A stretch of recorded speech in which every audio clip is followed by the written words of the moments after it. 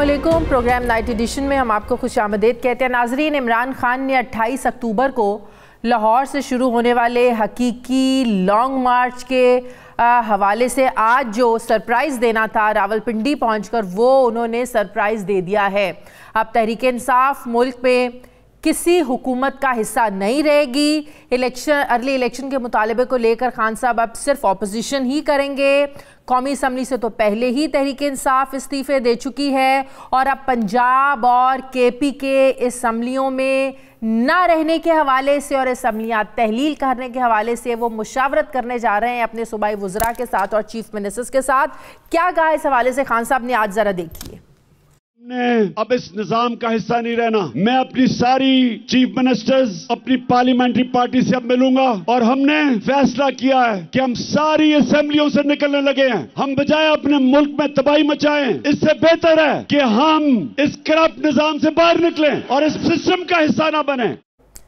अब इमरान खान की एक बड़ी सियासी मूव है कि बजाय वो कारकुनों की एक बड़ी तादाद को लेकर इस्लामाबाद चले जाते, उन्होंने कानून में रहते हुए वो काम किया है। वो एक सियासी चाल चली है जिसके बाद मुल्क में ज़िमनी इंतखाबात कराने इतनी बड़ी तादाद में ज़ाहिर है मुश्किल हो जाएंगे और अल्टीमेटली जो है वो आम इंतखाबात की तरफ ही जाना पड़ सकता है। असम्बलियों से बाहर निकलने का ये वो फैसला है जिस पर हमेशा इनके मुखालिफिन इमरान खान के ये सवाल उठाते रहे हैं कि खान साहब अगर वाकई में अर्ली इलेक्शंस चाहते हैं तो वो खुद जो है वो दो सूबों में जो हुकूमत कर रहे हैं वहाँ से इस्तीफ़े क्यों नहीं दे देते। लेकिन इमरान खान शायद ठीक वक्त का इंतज़ार कर रहे थे और मौजूदा वक्त को उन्होंने ठीक वक्त समझा है। पंजाब में उनके इत्तेहादी वज़ीर आला पंजाब परवेज़ इलाही कई बार ये कह चुके हैं कि इमरान खान की हिदायत के आधे घंटे के बाद वो असम्बलियाँ तोड़ देंगे। रावलपिंडी में एक बड़े पंडाल से बड़े इज्तिमा से खिताब करते हुए इमरान खान ने जहाँ अपनी हुकूमत में होने वाली तरक्की जो गिनवाई उसके बारे में बात की, वहीं एक नाकामी का भी एतराफ़ किया। उन्होंने कहा कि खान साहब कहाँ फेल हुए, क्या कहा उन्होंने इस हवाले से ज़रा देखिए। मैं 3.5 साल में एक जगह फेल हुआ हूँ। मैं ताकतवर को कानून के नीचे नहीं ला सका। नैब मेरे नीचे नहीं थी, वो एस्टेब्लिशमेंट के नीचे थी। नैब वाले मुझे कहते थे कि जी केस सारे तैयार हैं, लेकिन हुक्म नहीं आ रहा। जिनके पास कंट्रोल था वो हुक्म नहीं दे रहे थे। वो इन चोरों से बजाय इनको जेलों में डालने के डीलें कर रहे थे। मुझे ये कहा क्या कई दफा कि अच्छा जी इनको छोड़े, एनआरओ दे दे इनको, नैब के अंदर कानून बदल दें। जिनके पास ताकत थी, मुझे अफसोस से कहना पड़ता है कि वो करप्शन को बुरा नहीं समझते थे। और इमरान खान ने एक बार फिर ताकतवर हलकों को मौजूदा हुकूमत का रास्ता ना रोकने पर ब्लेम किया। इमरान खान जो अमरीकी साजिश के बयानिए से पीछे हट चुके थे और गुज़श्ता कुछ तकारीर में उन्होंने अमरीका का नाम भी नहीं लिया था, आज फिर उन्होंने साइफर और अमरीकी सफ़ीर डोनाल्ड लू की धमकियों का जिक्र किया। तो क्या अमरीकी साजिश का बयानिया दोबारा से वापस आ गया है? क्योंकि खान साहब पर बड़ी तनकीद हो रही थी कि खान साहब जो हैं वो अपने अमरीकी साजिश के बयानिए से राह फ़रार इख्तियार कर रहे हैं। और क्या इमरान खान का असम्बलियों से निकलने का फैसला कबल अज़ वक्त इंतखाबात के इनके मुतालिबे को मनवा सकेगा? इसी पर बात करने के लिए मुझे ज्वाइन करें साबिक़ गवर्नर सिंध, सीनियर रहनुमा पाकिस्तान तहरीक इंसाफ इमरान इस्माइल साहब। अस्सलाम वालेकुम, बहुत बहुत शुक्रिया इमरान इस्माइल साहब आपका। इमरान इस्माइल साहब, जैसे इमरान खान साहब ने ये ऐलान किया कि हम जो है वो इस मौजूदा सिस्टम का हिस्सा नहीं रहेंगे, साथ ही उन्होंने कहा कि अभी सुबह अपने वज़रा जो हैं चीफ मिनिस्टर्स हैं उनसे इस हवाले से मुशावरत करनी है कि असम्बलियाँ तहलील हमने करनी है, किस वक्त करनी है। तो अब जब ये ऐलान हुआ तो टिकर्स डिफरेंट टीवी चैनल्स पर चलना शुरू हो गए कि इमरान खान का असम्बलियों से निकलने का फैसला, असम्बलियाँ तहलील करने का फैसला। इस ज़रा कन्फ्यूजन दूर कर दीजिए कि इस हवाले से अभी मुशावरत होनी है, हतमी फैसला नहीं हुआ। जी अभी मुशावरत इस पर बाकी है, लेकिन खान साहब ने जो बात की है ये बहुत मायने रखती है। काफी अर्से से पार्टी के लोगों का ये मानना था कि क्योंकि हम उस तरह की परफॉर्मेंस पंजाब में खास तौर से हम नहीं दे पा रहे हैं। पंजाब खास तौर से क्या पंजाब की बात हो रही है, केपी में तो हमारी अपनी हुकूमत है, पंजाब में हमारी मखलूक हुकूमत थी जो कि एक अजीब तरीके से मुझे लगता है कि वो जिस तरह से हम चलाना चाहते हैं उस तरह से नहीं चला पा रहे थे।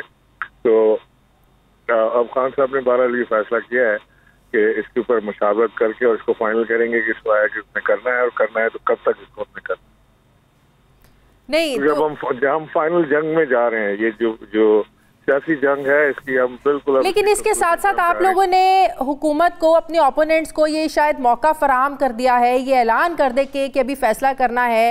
वो तो तहरीक अदम एतमाद पंजाब में लाने की पहले ही बात करते हैं, तो आप लोगों ने तो उनको मौका दे दिया। अगर आ गया वो तहरीक अदम एतमाद ले आते हैं तो फिर आप लोग असम्बलियां तहलील नहीं कर सकेंगे।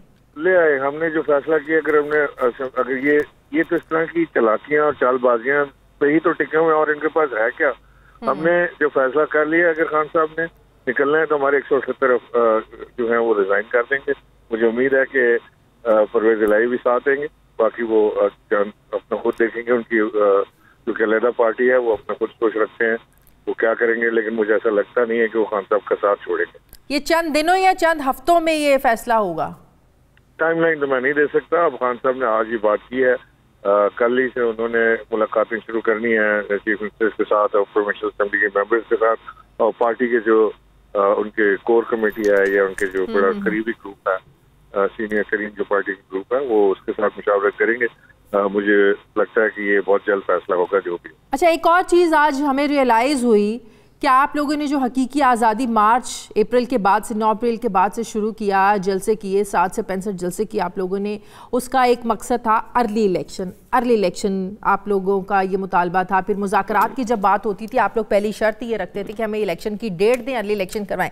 लेकिन आज जब खान साहब ने कहा कि 9 महीने के बाद भी अगर होते हैं इलेक्शन तो जीतना तो मैं नहीं है, मुझे तो कोई फ़र्क नहीं पड़ता, ये कहीं कोई आप लोगों को एहसास इस चीज़ का हुआ है कि जितना मर्जी इन लोगों के सामने आप एहतजाज कर लें, मुतालबे लेकर चले जाएं, इस्लामाबाद चले जाएं, ये मुतालबा नहीं माना जाएगा, तो बेहतरी इसी में है आप लोगों का ज़बरदस्त सियासी फैसला ये है कि आप लोग जो है ना वो 9 महीने का इंतज़ार करें, उससे पहले कुछ होने वाला नहीं है।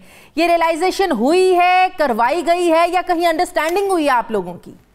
देखें, मैं एक चीज आपको बड़ी क्लियर कर दूं, दोनों आपके सवाल के जवाब। एक तो नंबर 1 ये कि हम पहले दिन से ये कह रहे हैं कि हमें अर्ली इलेक्शन इसलिए नहीं चाहिए कि हमें जल्दी है इमरान खान को वजीर आज़म देखने। हमें अर्ली इलेक्शन इसलिए चाहिए कि मुल्क की इकानमी मुतामिल नहीं हो सकती जिस तरह की ये काम कर रहे हैं। उनके पास रोड मैप नहीं है मुल्क को आगे ले जाने का, अलावा अपनी चोरियां बचाने के लिए कुछ नहीं कर रहे। जितना ये इलेक्शन को डिले करेंगे पाकिस्तान तहरीक इंसाफ को फायदा ही होगा, इसका नुकसान नहीं है। क्योंकि इनसे लोग तंग होते जा रहे हैं, परेशान हो रहे हैं, फैक्ट्रियां बंद हो रही हैं, एक्सपोर्ट बंद हो रही है, इम्पोर्ट बंद हो रही है। ये काम नहीं कर सकते। आज शरह सूद जो है वो 16% क्रॉस कर दी है, और ये उसको भी 1% बढ़ाने के चक्कर में है। डॉलर 250 में चला गया, लोग परेशान है। तो हमारी तो फायदा है, जितना डिले करें उतना लोग हमारी तरफ मजीद देखते हैं। हम तो सिर्फ मुल्क के लिए बात करें कि अर्ली इलेक्शन कराएं ताकि मुल्क इकोनॉमिक वायबल हो जाए। तो दैट्स ऑल। तो ये तहरीक कब तक जारी रहेगी सर? ये और नंबर 2 पूरी बात कर, आप 2 सवाल कीजिए, दूसरा सवाल के जवाब आपको देखो कि नंबर 2 ये कि जो खान साहब ने ये असेंबलियों से निकलने की बात की है, सारी प्रोविंशियल असेंबलियों से भी, इसका क्या मकसद है? इसका मकसद 9 महीने इंतजार करना तो नहीं है।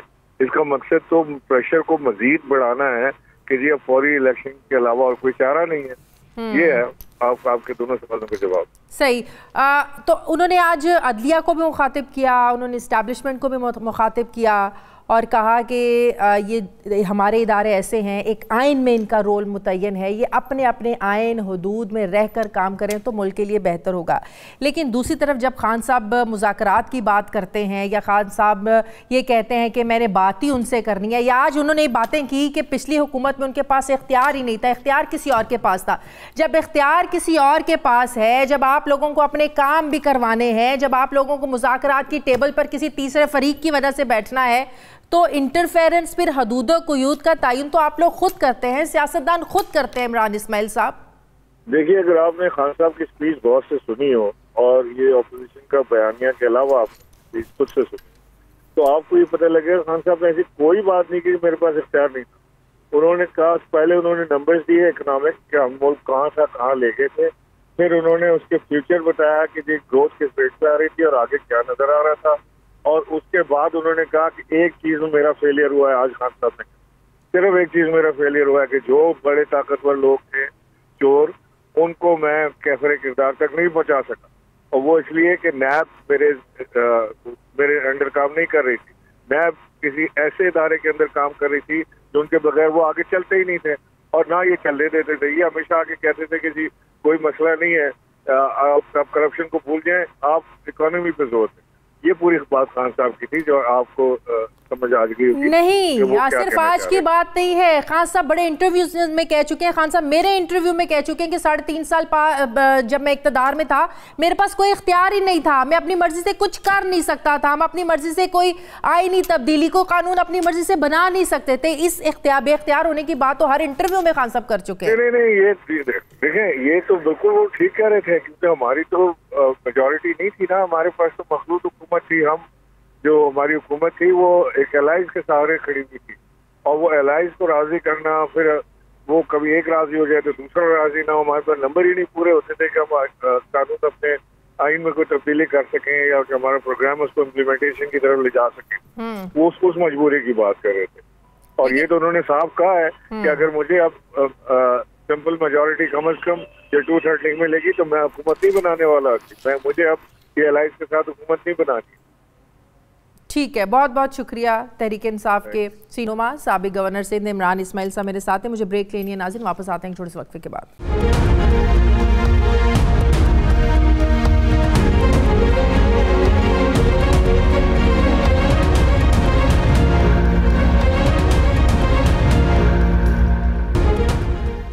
ब्रेक के बाद एक बार फिर से आपको खुशामदीद कहते हैं। पाकिस्तान पीपल्स पार्टी के सीनियर रहनुमा वज़ीर आज़म के मुशीर कमर ज़मान कायरा साहब मुझे ज्वाइन कर रहे हैं। अस्सलाम वालेकुम, बहुत बहुत शुक्रिया कायरा साहब आपका। कायरा साहब, जब हम लोग आप लोगों से सवाल करते थे कि इमरान खान का अर्ली इलेक्शन का जो मुतालबा है वो क्यों नहीं आप लोग मानते हैं, क्या अर्ज है, तो हमेशा हुकूमत की तरफ से ये जवाब मिलता था कि अगर इमरान खान को अर्ली इलेक्शंस वाकई चाहिए तो सबसे पहले भाई अपनी असम्बलियाँ जो हैं वो तो तहलील करें, अपनी 2 सूबों में हुकूमत तो ख़त्म करें। तो फाइनली आज उन्होंने इस चीज़ का ऐलान कर दिया है कि वो इस पर मशावरत करने जा रहे हैं, वो इस सिस्टम का हिस्सा नहीं रहना चाहते।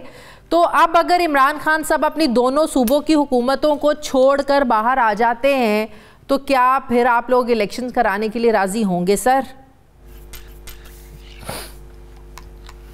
देखिए, ये जो आर्गुमेंट जिसका आपने जिक्र फरमाया, बिल्कुल हम ये बात कहते थे, लेकिन हम ये बात इसलिए कहते थे कि हमें खान साहब के इस आइडिया के अंदर संजीदगी नजर नहीं आती थी कि अगर वो वाकई इलेक्शन कराना चाहते हैं तो वो अपने मुतालबे में वजन डालने के लिए वो ये बात करे। अब अगर उन्होंने ये करने का फैसला किया है, जो कभी नहीं किया, अभी इसके ऊपर बहुत सारे मराहिल हैं और वो यू टर्न लेने के तो खैर कमाल है उनका। सो मुझे तो अभी भी लगता है कि वो इस तरह का कोई फैसला नहीं करेंगे। और कौमी असम्बली से निकल के उन्होंने कौन सी असम्बली तहलील करा ली थी? पंजाब की असम्बली को तहलील करने का चौधरी परवेज लाई साहब को हुक्म देंगे तो वो मानेंगे कि नहीं मानेंगे, और उसका इलाज हमारे पास मौजूद है। उनकी मशावरत तक हमारी भी मशावरत हो गई है और हम इन असम्बलीज को अदम एतमाद की सूरत में रोक लेंगे, कोई मसला नहीं है। लेकिन सवाल यह है कि खान साहब बतदरीज पाकिस्तान को एक बड़े क्राइसिस का शिकार करते जा रहे हैं। कभी वो इदारों से लड़ते हैं, कभी वो पहले इलेक्शन कमीशन, फिर फौज, फिर अदलिया, पार्लियामेंट के साथ तो उनका ऑलरेडी लड़ाई थी।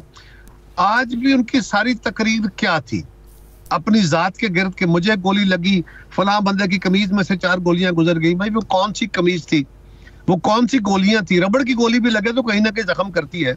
वो कौन सी गोलियां हैं जो 4 गोलियां कमीज में से गुजर गई और बंदे को कुछ नहीं हुआ? और कौन से एंगल से गोलियां चल गई हैं?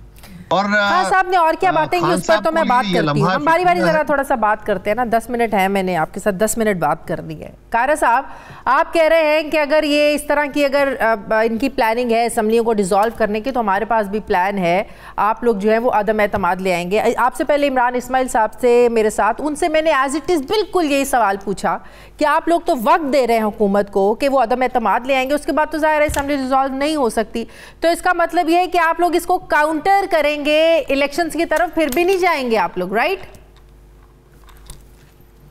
हम कह रहे हैं कि इस वक्त इलेक्शन हमने नहीं कराना। ये आप क्यों हमें इस आप तो कर रहे हैं कि हम इमरान खान के इस मुतालबे पे इसको इतना वजन देंगे कि इस पे इलेक्शन कराएंगे? हम तो कह रहे हैं कि पाकिस्तान में इतना सीरियस क्राइसिस है, बल्कि ये तो अभी तो ये सोचना पड़ेगा कि पाकिस्तान के मसाइल का जो हल हमने शुरू किया है उसको स्टेबलाइज करने के लिए अगर असम्बलियों की मुद्दत बढ़ानी पड़े तो उसके ऑप्शन के ऊपर गौर करना चाहिए। अच्छा, असम्बलियों की मुद्दत बढ़ा सकते हैं, मतलब कि अगले अक्टूबर नवंबर तक भी एक्सपेक्टेड है कि इलेक्शंस आगे हो जाए? ये एक आईनी रास्ता है, ये मेरी जाती बात है, आईनी रास्ता है। मैं ये नहीं कह रहा कि हुकूमत की ये तजवीज है, लेकिन मैं कह रहा हूँ ये कायनी रास्ता मौजूद है, ये भी देखना चाहिए। लेकिन जो इस वक्त एक मुआशी क्राइसिस चल रहा है, तो क्यों ये बोझ आप लोग अपने कंधों पे उठाना चाहते हैं? कायरा साहब, आपको नहीं लगता कि इलेक्शंस में आप लोगों को इसकी बड़ी भारी कीमत उठानी जो है ना वो पड़ सकती है, चुकानी पड़ सकती है? हम लोगों ने देखा जो ज़िमनी इंतखाबात भी हुए उसमें भी मुस्लिम लीग नून को इसका खमियाजा भुगतना पड़ा। की गुजारिश ये है कि हमें कब खमियाजा भुगतना पड़ेगा, कब नहीं, क्या हमें करना चाहिए पॉलिटिकली और क्या हमारी जजमेंट गलत है, ये हम आपसे बेहतर जानते हैं ना। हमारा काम ये है, ये तो सियासी जमातें जानती है ना कि उनका कैसे कब ये इलेक्शन की तरफ जाना है, कब हमने क्या करना है। जिस तरह आप बेहतर जानते हैं कि खबर कैसे देनी है, तो ये आप जमा खातर रखिए कि हमें अपने नुकसान का एहसास है। लेकिन इमरान खान के एक मुतालबे के ऊपर ये इतने 100 अरब रुपया, जो 100 अरब से भी ज्यादा का इलेक्शन का खर्चा होता है, ये एक बंदे की ख्वाहिश पे नहीं हो सकता।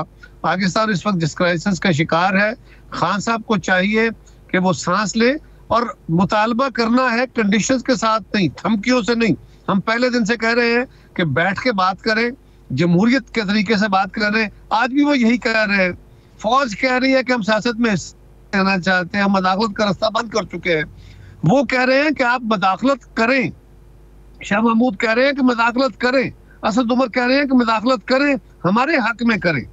आप हमें, आज भी इमरान खान ने क्या कहा, उन्होंने कहा आपने मेरे खिलाफ साजिश चलो नहीं की, फर्ज करें नहीं की, तो आप रोक तो सकते थे ना। इसका मतलब है वो ये कह रहे हैं कि आप भी रोकें, वो आप भी मदाखलत की बात कर रहे हैं। क्या चाहते हैं इस मुल्क से? वो कहते हैं कि मैं प्राइम मिनिस्टर बनने के लिए अर्ली इलेक्शन का मुतालबा नहीं कर रहा हूँ, ये जो मुल्क डिफ़ॉल्ट की तरफ जा रहा है, अगर मुल्क डिफ़ॉल्ट की तरफ जाता है तो नेशनल सिक्योरिटी भी हमारी गिर जाएगी, जो बहुत ज़्यादा नुकसान देगी इस मुल्क को, इस मुल्क के अवाम को।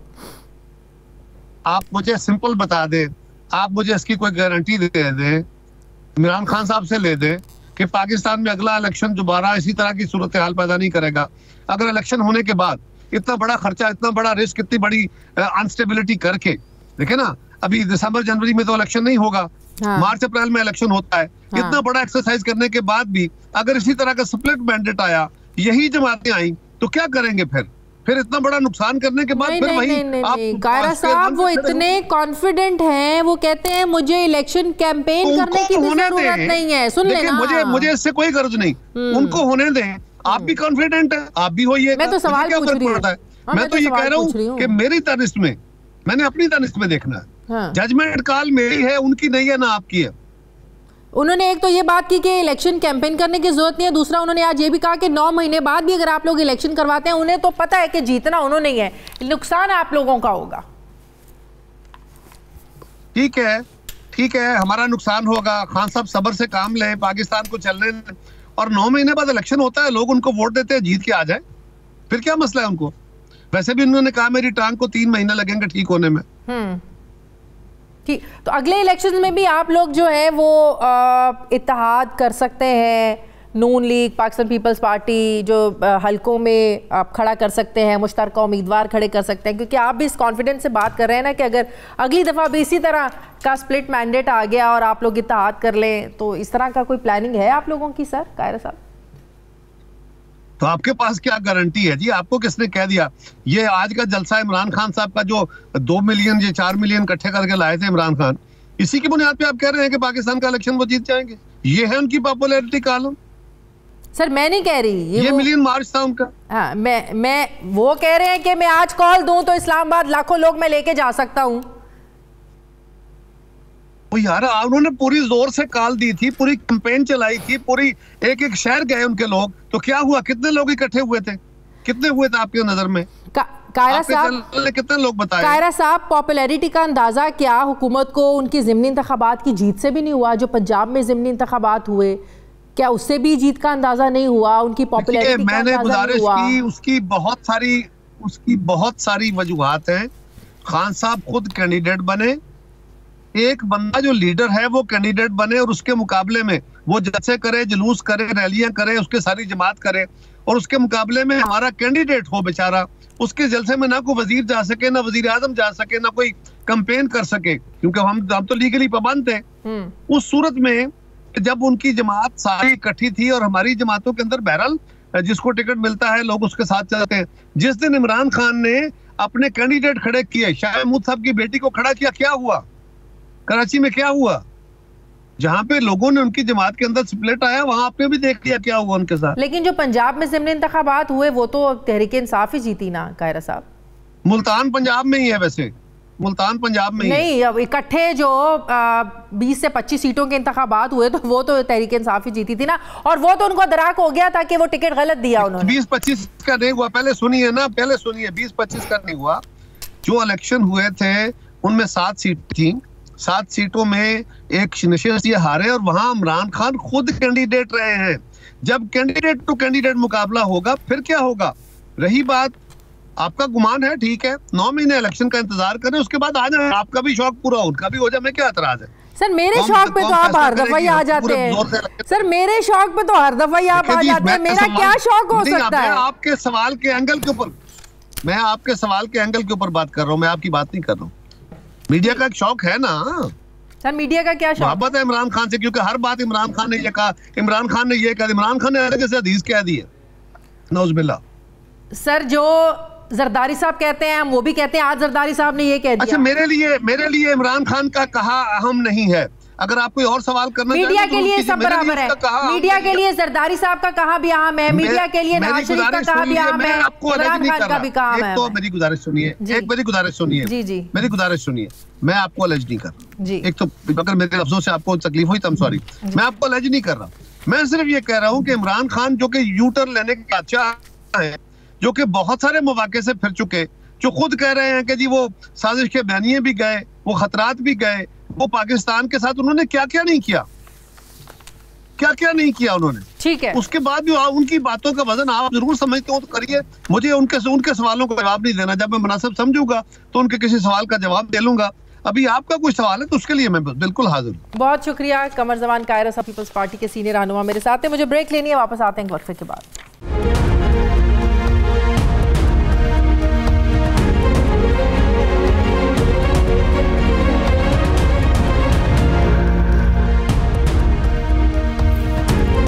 ब्रेक के बाद एक बार फिर से आपको खुशामदीद कहते हैं। सीनियर सहाफ़ी तज्ज़ियाकार इरशाद भट्टी साहब मुझे ज्वाइन कर रहे हैं। अस्सलाम वालेकुम, बहुत बहुत शुक्रिया भट्टी साहब आपका। भट्टी साहब, ऐसा कोई सरप्राइज़ एक्सपेक्टेड था कि खान साहब जो हैं वो असम्बलियाँ तहलील करने का फ़ैसला वो सुनाएंगे, अभी मुशावरत होनी है इस बारे में उन्होंने बताया। वैसे सबको यही लग रहा था कि इस्लामाबाद जाएंगे नहीं जाएंगे, धरना देंगे नहीं देंगे, लोग इस चीज़ के बारे में सरप्राइज सोचे बैठे थे। ये आपके लिए कितना अनएक्सपेक्टेड था या कुछ आइडिया था? जी जी बिल्कुल आइडिया था। इस्लामाबाद उन्होंने नहीं आना था। उसकी वजह ये थी कि सुप्रीम कोर्ट का फ़ैसला है कि आप सड़कों पे नहीं आ सकते, आप शहरों को चारों तरफ से घेर नहीं सकते, आप आइन और कानून के अंदर रहकर एहतजाज करें। तो ये तवक्को थी कि वो नहीं आएंगे, और ये भी तवक्को थी कि वो कोई बड़ा ऐलान करेंगे। अब इसके दो मरहले हैं। एक मरहला ये है कि वो उन्होंने कहा है कि हम मुशावरत करेंगे, और दूसरा मरहला है कि हम असम्बलियों से निकल जाएंगे या असम्बलियाँ तोड़ देंगे। दोनों सूरतों में उन्होंने कहा। तो मुझे तो मैं पहले दिन से ही कह रहा था कि मुझे नहीं लगता कि वो धरना देंगे, कोई लंबा अरसा बैठेंगे या अपने आप को इंगेज कर लेंगे ऐसी सिचुएशन में कि अभी जबकि उन पे खुद अभी भी सुप्रीम कोर्ट में एक मुकदमा तौहीन अदालत का चल रहा है, तो उसके ऊपर कोई अपने लिए कोई और मुश्किलात वो पैदा करेंगे। एक वजह उनकी ज़ख्मी टांग भी हो सकती है, ये भी बिल्कुल एक रीज़न हो सकती है। लेकिन क्या कहीं आपको लगता है पीछे कोई अंडरस्टैंडिंग भी हुई है कि खान साहब धरना ना दे, लोगों को ना लेकर आएँ, इलेक्शंस हो जाएंगे, बात हो जाएगी, कोई अंडरस्टैंडिंग भी है पीछे इसके कोई किसी के साथ?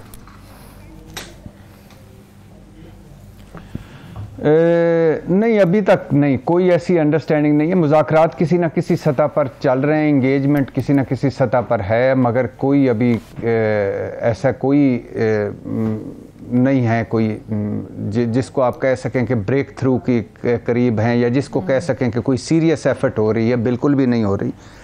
लेकिन जो हम इस पे तो बहस कर रहे हैं कि वो बड़ा ऐलान करने वाले थे, छोटा ऐलान करने वाले थे, उन्होंने धरना देना था नहीं देना था। अब अभी असम्बलियों से निकलने के लिए उन्होंने 2 मरहले बता दिए हैं लेकिन जो आज आप उन्होंने बातें की हैं, कि आप उनको कोई उनमें से कोई एक बात भी आपको झूठी नज़र आती है? मुझे बताएं आप, मुझे बताएं कि ये मुल्क चल रहा है, मुझे बताएं कि ये 27 किलोमीटर की हुकूमत चल रही है, पाकिस्तान डूब रहा है और मरियम नवाज़ यूरोप की सैर पर हैं, पाकिस्तान डूब रहा है, बिलावल भुट्टो और शहबाज शरीफ दौरों पे दौरे किए जा रहे हैं, पाकिस्तान डूब रहा है और नवाज शरीफ साहब ने पूरा मुल्क अपने समधी के हवाले कर दिया है, पाकिस्तान डूब रहा है और मौलाना साहब ने बेटे को वज़ीर बनाकर खैबर पख्तूनख्वा के गवर्नर अपने समधी को बना दिया है, पाकिस्तान डूब रहा है, ये अपने केसेस ख़त्म कर रहे हैं, आल बचाओ माल बचाओ खाल बचाओ, पाकिस्तान डूब रहा है और ये पंजाब गिराकर नवाज शरीफ साहब को वापस लाकर नहली ख़त्म करवा कर केसेस ख़त्म करवा कर और उनको चौथी मरतबा वजारत उज़्मा के चक्कर में डाल रहे हैं। पाकिस्तान डूब रहा है और ये मुल्क की सबसे बड़ी मकबूल पार्टी उसके 27 के करीब उस पर केसेस बनाकर, जिसमें दहशतगर्दी और पता नहीं क्या क्या वो और FIR'ें करके तो नारे मार रहे हैं कि ये फितना है, ये फसादी है, ये फ़लाँ है, ये फ़लाँ है। पाकिस्तान डूब रहा है, हमें कोई, और ये सियासी अज़्म इस्तेकाम को ख़त्म करने के लिए कोई एफर्ट ही नहीं कर रहे, और पाकिस्तान डूब रहा है, बाहर हमें कोई सियासतदानों के अलावा भी किसी इदारे को आगे आना चाहिए, सियासतदानों के अलावा भी किसी इदारे को आना चाहिए। आपकी मिलिट्री एस्टैब्लिशमेंट है, आपकी अदलिया है, क्या इन्हें आगे आना चाहिए कि मुल्क डूबता रहे या देखते रहे?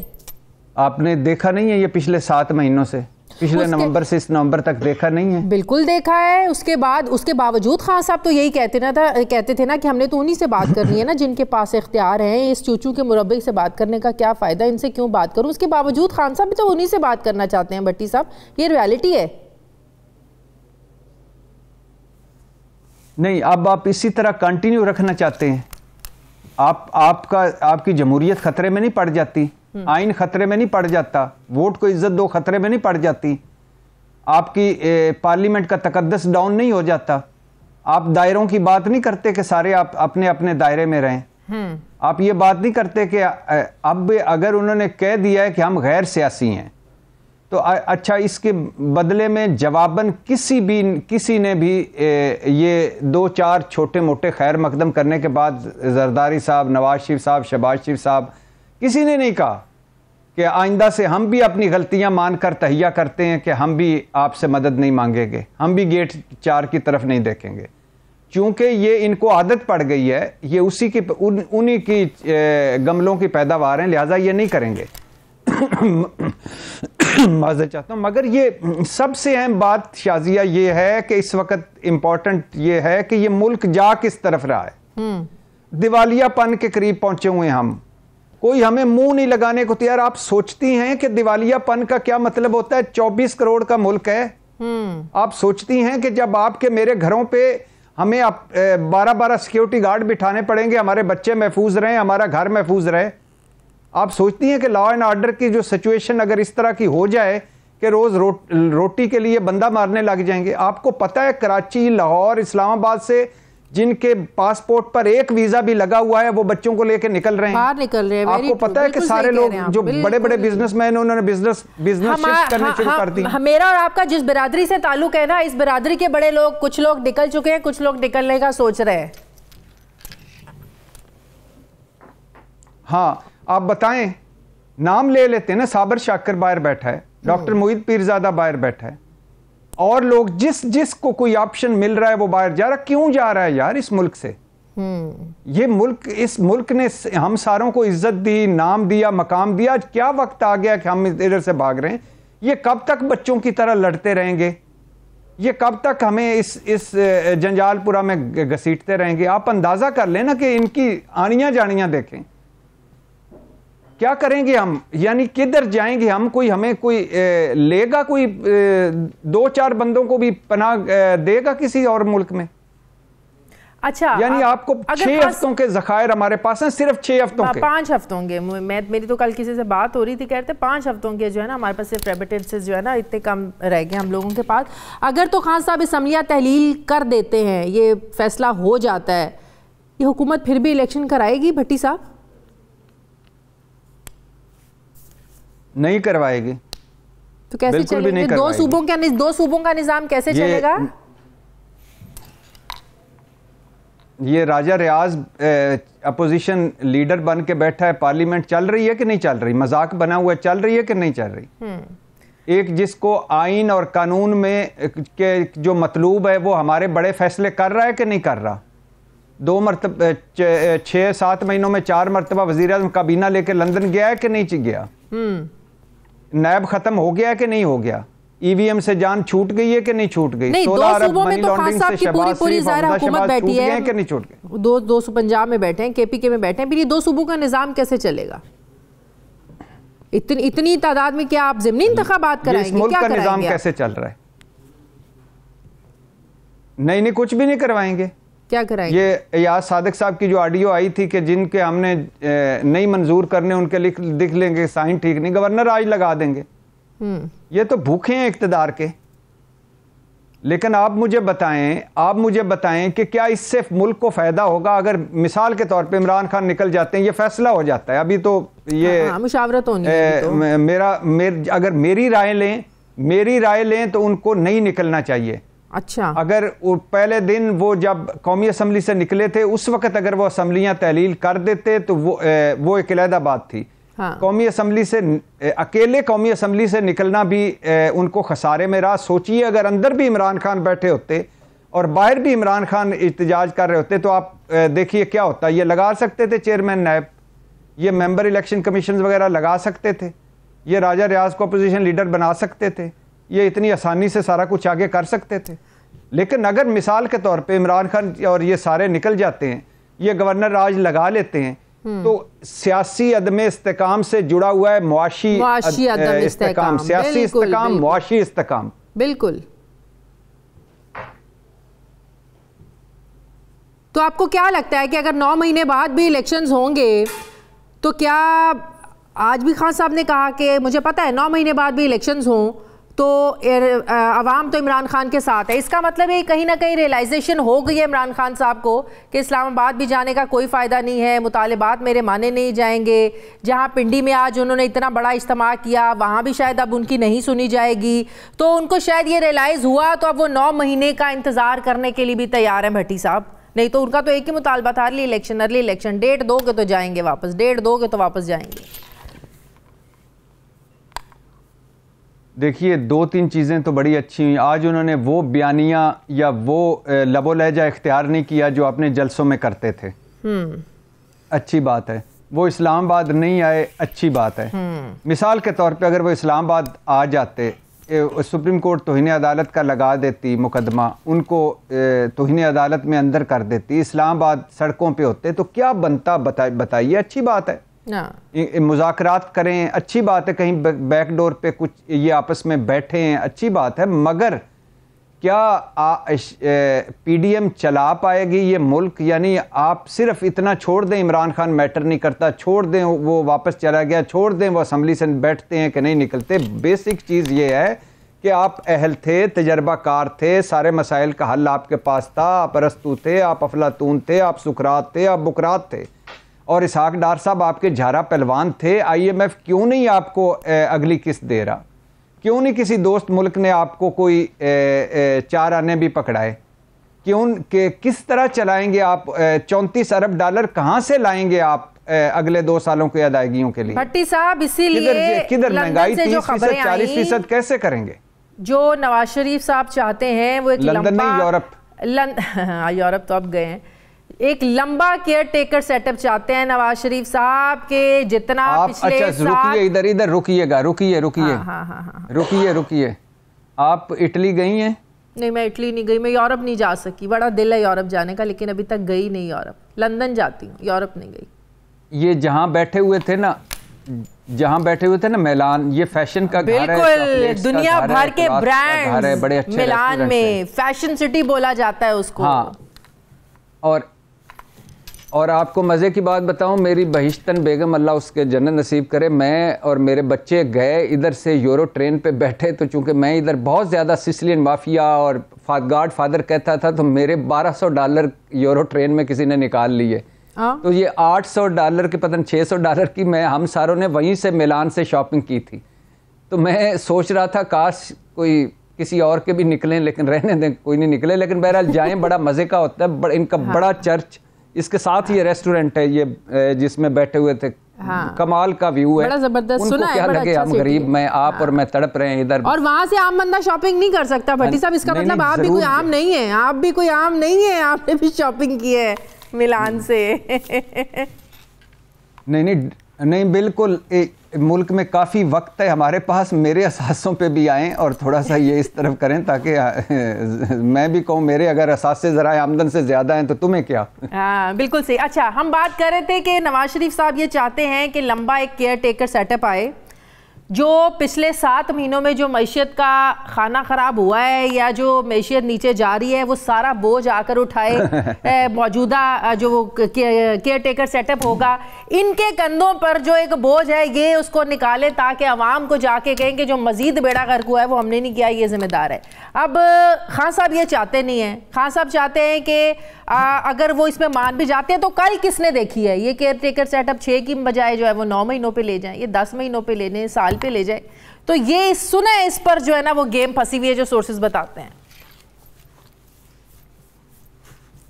देखिए, गेम जहां भी फंसी हुई है, बात बेसिकली ये है, सिंपल सी सादा सी बात है कि जो बेड़ा गर्क कर चुके हैं ये 7 महीने में, उसकी एक वजह यह भी है कि अगले 8-10 महीनों में इलेक्शन है।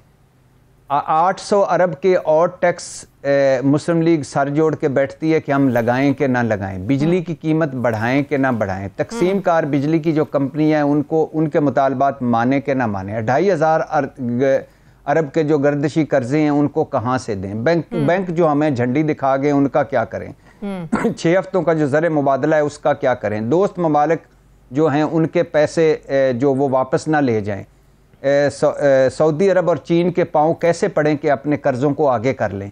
तो ये सारे बड़े फैसले हैं। ये सारे बड़े फैसले कौन कर सकता है? जिसको पता होगा कि मेरे पास 2-3 साल बड़े बुरे फैसले, बदतरीन फैसले करके तो फिर आगे मैं कोई रिलीफ भी दे पाऊंगा। तो ये इनके पास इतना टाइम नहीं है। या तो अगर ये जो नारा मारते थे कि हम रियासत बचाने आए हैं, तो बिस्मिल्लाह करें, आप बुरे फैसले लें सारे, और नवंबर के बाद भी, दिसंबर भी है, जनवरी भी है, फरवरी भी है, उसकी तरफ भी जाए। नवंबर तक की क्यों सुई अटकी हुई थी? तो आप बड़े फैसले लें अगर आ गए हैं तो। अगर नहीं लेना चाहते तो बिस्मिल्लाह करें। ये भी होना चाहिए कि अपने असासों का भी हिस्सा डालें इस मुल्क को बचाने के लिए, इस मुल्क की इकोनॉमी को बचाने के लिए अपने असासों का भी कुछ हिस्सा डाल दे तो बड़ी मेहरबानी होगी, एहसान होगा इस मुल्क में इन लोगों का। उन्होंने 4 आने किसी ने सलाब जदगान को अपनी जेब से नहीं निकाल के दिए, आप असासों कह रही हैं कि इसमें हिस्सा डालें, वो तो अभी। और आप अच्छा, मज़े की बात, मेरा आपका टाइम भी ख़त्म हो रहा होगा जी। मज़े की बात ये सुनिए कि इसहाक डार साहब वज़ीर ख़जाना हैं, हमारे ख़जाना के मुआफ़िज़ हैं, सरमायाकारी लाना चाहते हैं, उनके बच्चों का सरमाया यहाँ नहीं है, वो बाहर कारोबार कर रहे हैं। नवाज शरीफ साहब जो बोर्ड हैं जमहूरियत की, जो कहते हैं मईशत बेहतर कर दूंगा, उनके बच्चों के यहाँ कारोबार नहीं है। शहबाज शरीफ साहब के एक बेटे यहाँ हैं, वो सियासत में हैं, दूसरे बेटे लंदन में बैठे हैं, वो भी वहाँ सेट कर रहे होंगे। तो आप मुझे बताइए कि जिनके बच्चों के, जिनके अपने कारोबार बाहर होंगे और पूरी दुनिया को पता होगा, अब ये ग्लोबल विलेज है, थोड़ी एक यहाँ एक खबर, तस्वीर कहीं ओस्लो में छाया होती है, वो 5 मिनट में मेरे तक पहुँच जाती है। तो इस नवाज शरीफ साहब उस रेस्टोरेंट में बैठे हुए थे तो हमें पता चल गया। तो अब सोचिए कि बाहर का कोई पागल आदमी होगा कि जो इधर सरमाया लाएगा, और इधर का आदमी क्या सोचेगा कि उनके जब बच्चे बाहर और सेटल हैं तो मैं क्यों इधर रख के इसमें बैठूं। तो ये बड़ी चीज़ें हैं जो करने वाली हैं, कोई नहीं करेगा। मगर बहुत बहुत शुक्रिया इरशाद भट्टी साहब, सीनियर साहब मेरे साथ है। प्रोग्राम का वक्त खत्म हो गया, फीडबैक ज़रूर दीजिएगा, अपना ख्याल रखें, मुझे इजाज़त दें, अल्लाह हाफ़िज़।